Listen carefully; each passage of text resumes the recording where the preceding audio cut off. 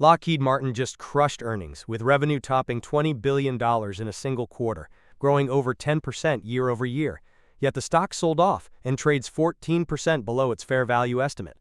So what does that actually mean for the business behind those massive numbers? Lockheed Martin is the world's largest defense contractor, pulling in nearly 72% of its $75 billion in annual revenue directly from the United States military, with its aeronautics division driving over two-thirds of sales via the giant F-35 fighter jet program.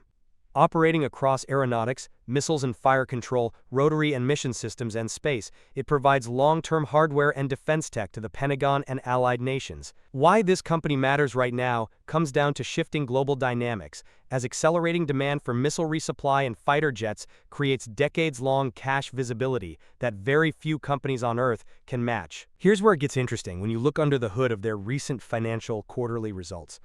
Revenue accelerated across every single operating segment to hit $20.2 billion, comfortably outpacing analyst expectations by a full $1 billion, while segment profit beat targets by $300 million.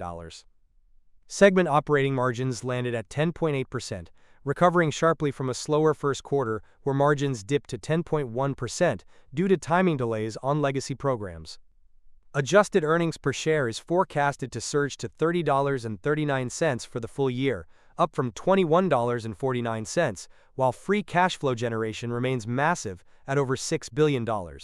Missile systems and aeronautics are growing the fastest, leaving Wall Street surprised by how quickly production ramped up. Now, here's the tension when we look at how the market is pricing all of this cash flow.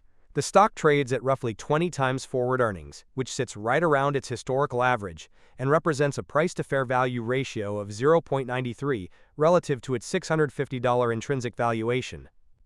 To justify this valuation, Lockheed does not need double-digit growth. It simply needs to deliver low single-digit revenue gains while keeping operating margins near 12%.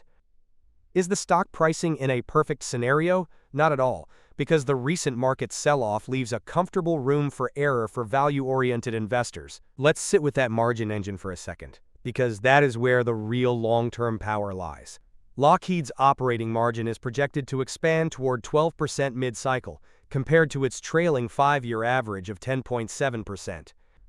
The high-margin F-35 program alone accounts for more than 25% of overall operating profit, benefiting as international deliveries expand and profitable long-term maintenance contracts kick in. Meanwhile, the missile segment continues to expand its margins as production scales up, offsetting slower growth and tighter margins in the Sikorsky helicopter division. So what is management actually doing with all this momentum? Lockheed is actively pivoting toward high-volume missile production, hypersonic weapons, and space defense, moving away from lower-margin legacy assembly lines.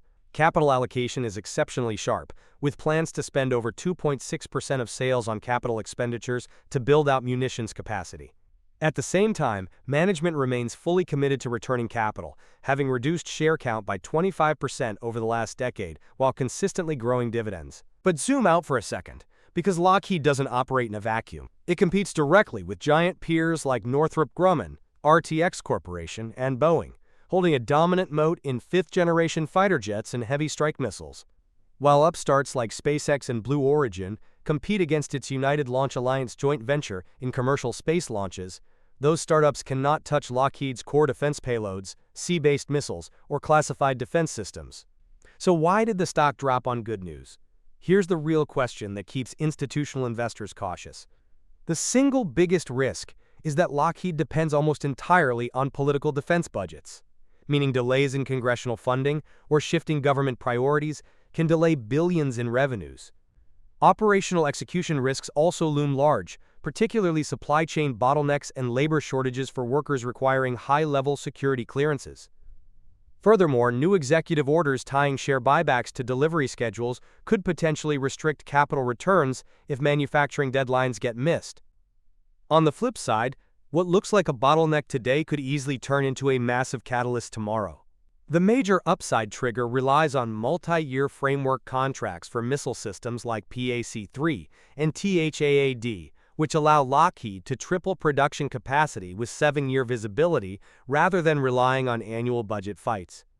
If international defense spending among NATO allies continues to rise, medium-term revenue growth could easily break above current low single-digit expectations, sending earnings and cash flows significantly higher. At the end of the day, Lockheed Martin is a classic wide moat, low uncertainty value compounder built for conservative investors seeking steady dividends and acyclical defense stability. With debt well managed at under 2 times EBITDA and a stable dividend yield above 2%, the risk-to-reward ratio looks highly compelling at current prices.